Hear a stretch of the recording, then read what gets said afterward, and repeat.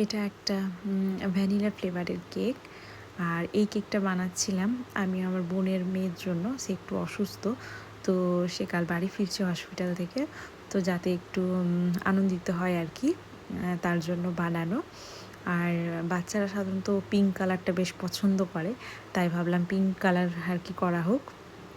আর খুব সুন্দর সফট হয়েছিল। এটা একটা বেন্টো কেক, তো অবশেষে হয়তো দেখলে বুঝতেই পারবেন। আর বেন্টো কেকগুলো সাধারণত খুব ভালো হয়, বেশ ছোট্ট হয় আর দেখতে বেশ সুন্দর লাগে। আর এই যে এক হাতে ক্যামেরা ধরে কেক ডেকোরেশন করাটা খুবই চাপের হয়ে যায়, দেখলে বুঝতে পারছেন আর কি যে কীরমভাবে আমি ফিনিশ করছি কেকটা। যাই হোক, দুটো একসাথে করাটা খুবই চাপ। আর ভ্যানিলা ফ্লেভারের সঙ্গে আমি ভাবলাম একটু বাটারস্কচ ফ্লেভার অ্যাড করা হোক, মনে হয় ভালোই লাগবে, কারণ বাটারস্কচ ফ্লেভারটাও বেশ পছন্দেরই। আর এই যে কামকোট করার পর আমি একটু পিঙ্ক কালারের জেল অ্যাড করেছি, ডিপ পিঙ্ক। এটা বেশ এটা একটু আলতো আলতো করে চারিদিকে আস্তে করে করে নিয়েছিলাম।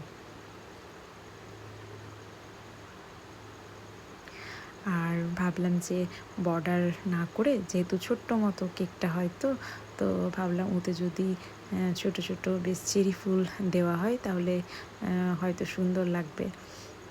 জানি না কেমন লাগবে, কেমন হয়েছে। আমার মনে হলো যে ভালো লাগবে আর কি।